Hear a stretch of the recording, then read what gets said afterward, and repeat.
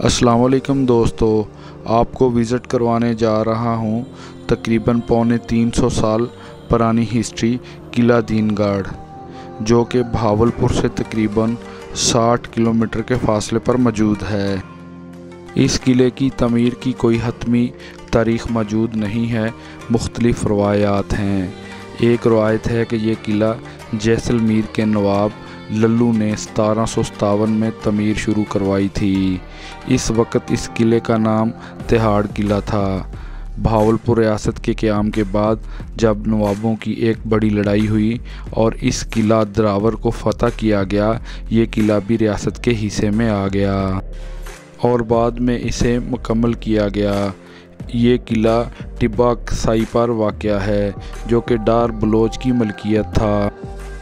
तारीख़ का मुताला करने और सियाहत के बारे में मालूमात लेने पर पता चला कि ये किलों की एक चैन बनी हुई है जो आहिस्ता आहिस्ता इंडिया की तरफ जाती है। ये किले वक्ती रहायशगाह या सराय के तौर पर चोलस्तान को अबूर करने के लिए बनाए गए थे। किला दीनगढ़ से आगे मौजगढ़, मरोट किला, जामगढ़ किला, मीरगढ़ किला, आखिर में फुलड़ा किला वाक़या है, जो कि इंडिया सरहद के बिल्कुल करीब है। मौरख़ीन कहते हैं कि यह किला तजारत और नवाबों के मेलजोल के लिए बरे-सगीर में सफ़र करने और आराम करने और रात गुजारने के लिए बनाए गए थे। किला बनाने वाले यहाँ पर रुकने वाले मुसाफिरों से किराया वसूल करते और बदले में खाना और आराम करने के लिए बिस्तर फराहम करते थे। किला दीनगढ़ के बारे में एक रवायत ये भी है कि ये किला 1765 में किला मौजगढ़ की तमीर करवाने वाले मोहम्मद महमूद ख़ान के बेटे इब्राहिम ख़ान ने शुरू करवाया। इसकी वफ़ात के बाद इसके चाचादाद भाई खुदा बख्श वल्द नूर मोहम्मद ख़ान ने इसकी तमीर मुकम्मल की।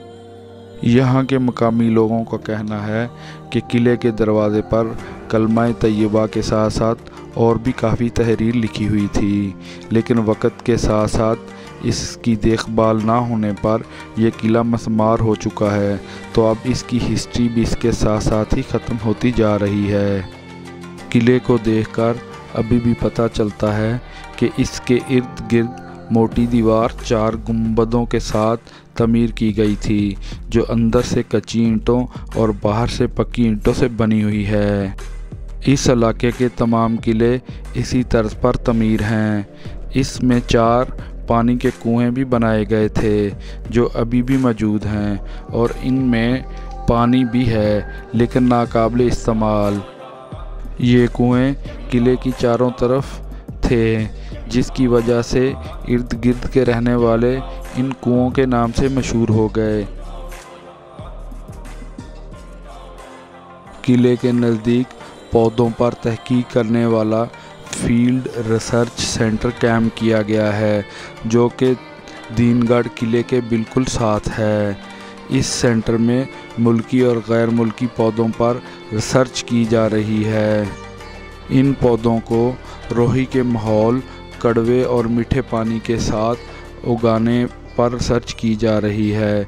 यह रिसर्च सेंटर तकरीबन 50 एकड़ रकबे पर मुहित है, जिसमें मुख्तलिफ़ तरह के पौधे हैं, जिनमें कीकर, शीशम, नीम, कैक्टस, जोजोबा के अलावा बहुत से पौधे शामिल हैं। ज़राई फसलों को ड्रिप एलिगेशन के सिस्टम के तहत पानी लगाकर उगाने पर सर्च की जा रही है। इस रिसर्च सेंटर के नज़दीक एक बहुत बड़ा पानी का तालाब है, जिसमें बारिश का पानी जमा होता है और इस तालाब को मकामी ज़बान में टोबा कहते हैं। दोस्तों, इसके साथ ही मेरा आज का ये व्लॉग यहाँ ही ख़त्म होता है। मेरी वीडियो को लाइक, सब्सक्राइब और ज़्यादा से ज़्यादा शेयर करें। नेक्स्ट वीडियो तक अल्लाह आपका हामी नासिर। अल्लाह हाफिज़।